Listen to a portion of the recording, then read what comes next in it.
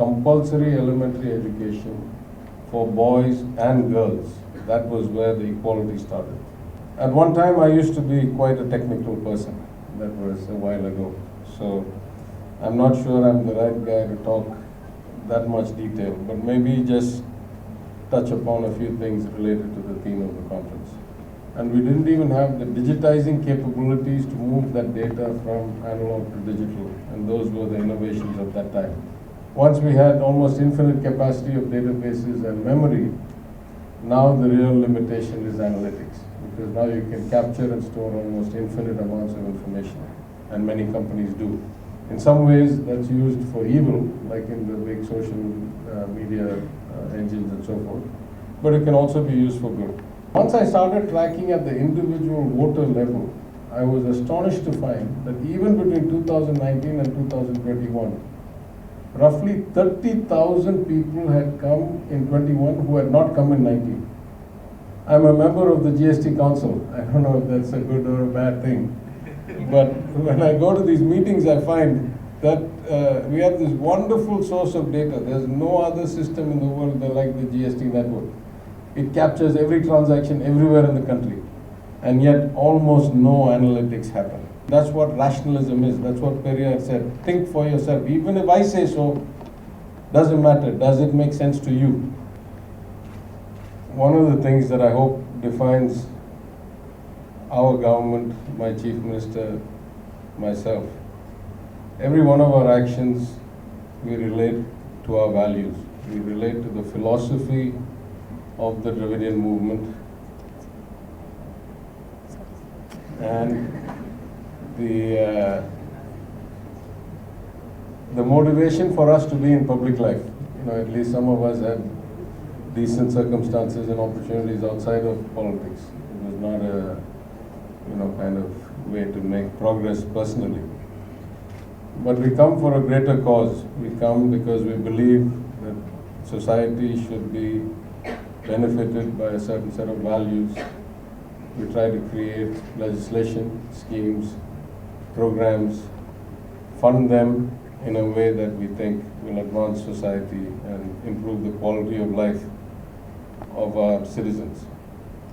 So from that perspective, I'm very happy to be here today for 2 or 3 reasons. One, because education has always been the accelerator of progress in society. That has been true throughout history. Certainly throughout the 100+ years of the Dravidian movement, we have emphasized education as the basis for both progress and equalization. So the first legislation on education was in the Justice Party government under Dayaki in 1921, where compulsory elementary education for boys and girls, that was where the equality started.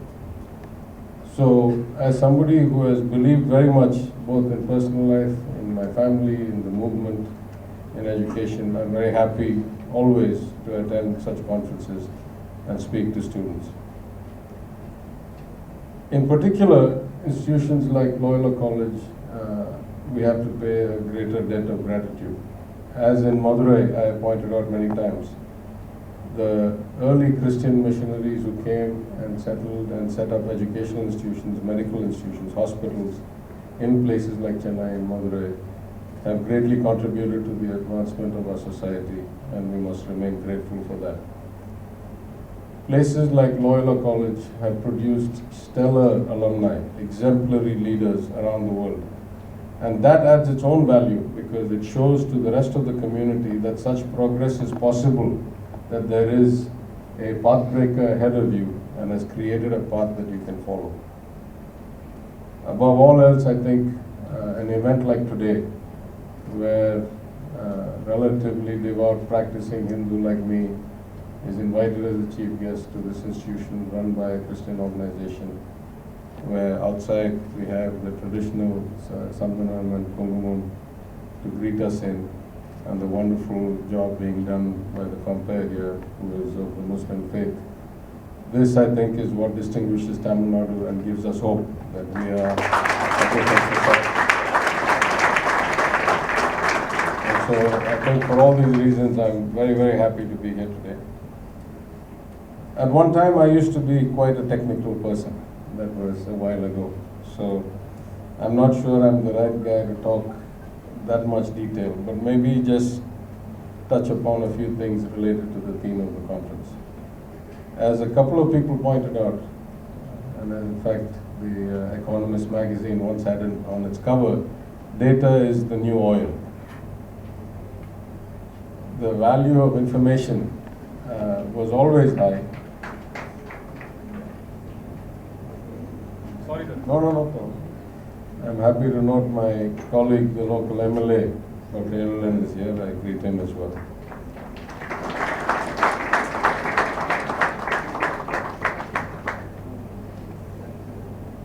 But data went, at least in my lifetime, in 2 or 3 waves. Back in the early 80s when I was first a graduate student, we really didn't even have good data capture possibilities. Many of the measuring systems were in analog for temperature, for pressure, for movement, for counters, and we didn't even have the digitizing capabilities to move that data from analog to digital, and those were the innovations of that time. Once we started having sensors that would automatically capture data digitally, and once the world became kind of internet and transaction based, then it was the scale and scope of databases that limited our possibilities. Once we had almost infinite capacity of databases and memory, now the real limitation is analytics, because now you can capture and store almost infinite amounts of information, and many companies do. So in these days of big data and deep tech meaning you're capturing data at levels you had never thought of before, in places you had never thought of before, in granularity that you had never thought of before. And the notion of big data turning on its head the original constructs of statistics. When I was a PhD student, the basic construct of statistics was unless you had a theoretical basis to form a hypothesis, and then you did the data analytics to show that that hypothesis was true or false, you really couldn't prove anything just by showing correlation. Correlation was not enough. You had to show causality. You had to show there was some theoretical reason to expect this outcome, and if you got it, then you had proven something, and if you didn't get it, you had proven something else. But now with big data, we don't even have to have a hypothesis. We just throw all the numbers into the machine and see what it throws out, and then see whether we don't really care about causality. Can we make money out of it? Can we improve performance and so forth? In some ways, that's used for evil, like in the big social media engines and so forth. But it can also be used for good. So we're at a frontier that I hadn't contemplated certainly in my 25, 30 years as a professional. But I just want to talk about a few examples that I have seen in my life, the evolution, and how even today we use data and analytics in politics and government. As someone mentioned, my last job at Lehman Brothers was head of offshore capital markets. And at Lehman Brothers, what we had created was, at least till then, unique in the world. It may be even today. In Mumbai, but not STPI, not back office, front office, financial services, structuring, pricing, securitization, syndicate, research, all of this which in other countries would be regulated. So if it was done here, it had to be regulated also by the NYSE, by the then regulator in the USA, in the UK, FSA, Financial Services Authority, by the MAS, by the HKMA, and largely IIT and IIM graduates. 2 years in a row, the operation I ran was the single biggest recruiter of IIT and IIM graduates in India, actually in the world, because nobody else could export that many people with visas out.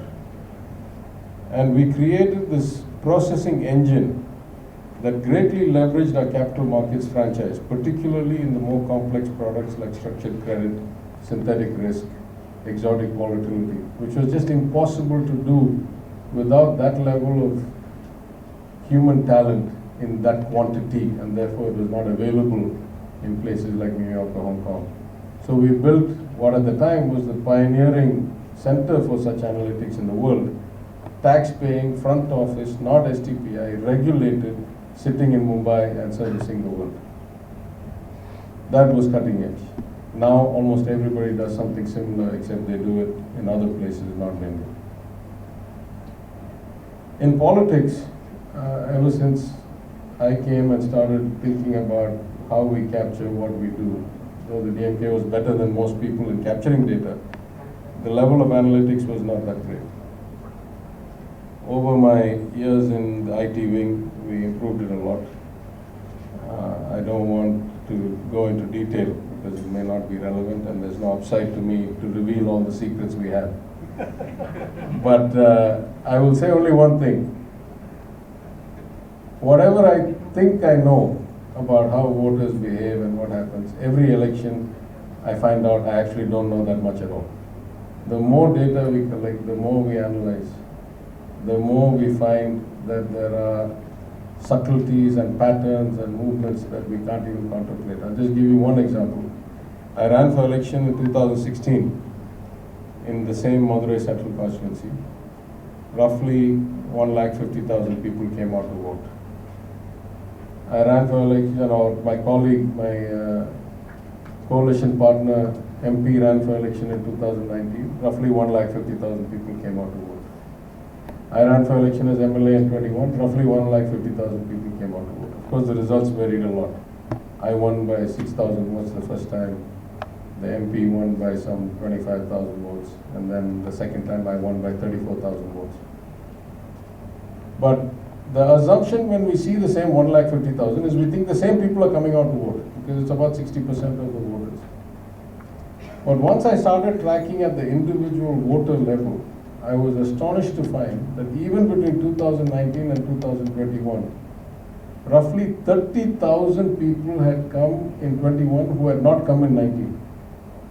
Just think about what this is. It's a completely different election. That's the whole margin of victory right there. So the people who came in 2019, only about 120,000 of them came back in 21. There were people who had come in 19 who didn't come in 21. Of course, a few had passed away or moved out, but many of them were in the city and chose not to come. All the voter list is bad. They moved and we don't know. And about 13 or 14,000 people who were young, first-time voters or moved into Chennai, into Madurai Central Constituency. But 17,000 people who were eligible voters in 2019, who had not come to vote in 2019, came out to vote in 2021. So every time you think the analytics shows you something, you realize there's greater and greater depth to this. And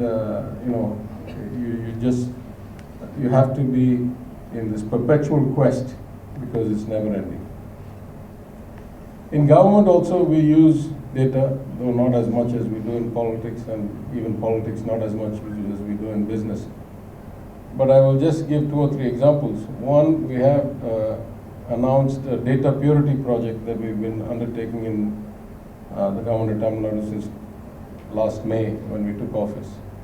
We have found many remarkable things. We have found tens of thousands of people who are continuing to receive old age or widow pensions after they have passed. It means they're listed in the civil register that they have passed away, and still the system has been paying them for years and years.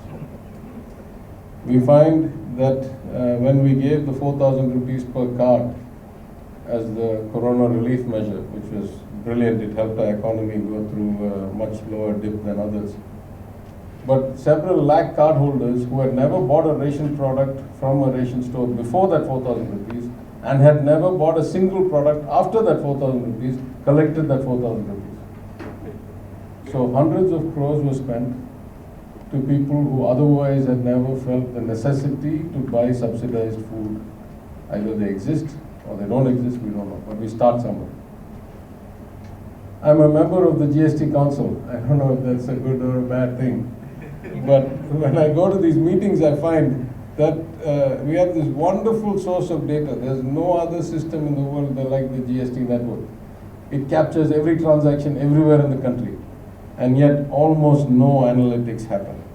We get into all these discussions about philosophy, about theory, about policy, never ever backed by data.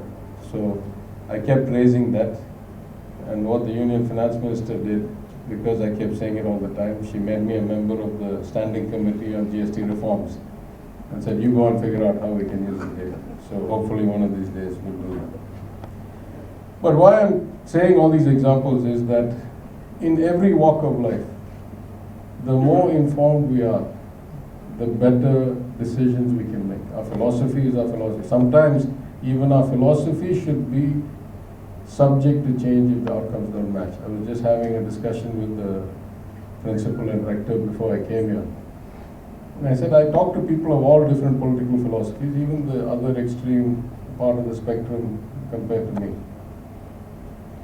And while we mutually respect each other and so forth, the point I make is that I am not just a die-hard adherent of my philosophy because my father was so, because my grandfather was so, because my great-grandfather was so, but because of the results it has produced.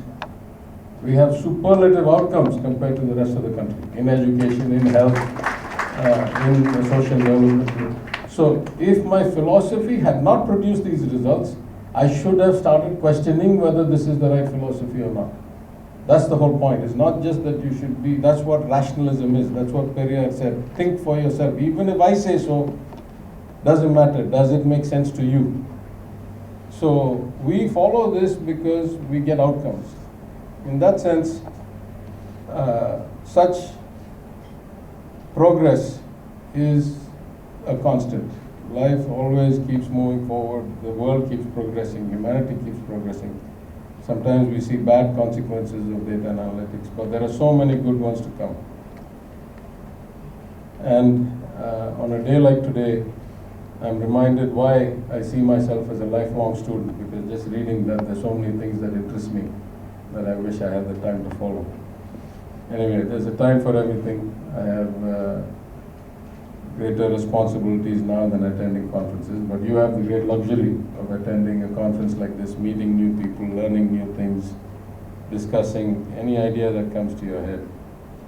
So I hope you'll all take big advantage of that opportunity, that you will greatly enjoy yourselves and expand your mind and your thinking. I congratulate the organizers for putting together such a good conference with so many great panels and speakers and papers. And I wish all of you a very pleasant and fruitful couple of days. Thank you again for having me.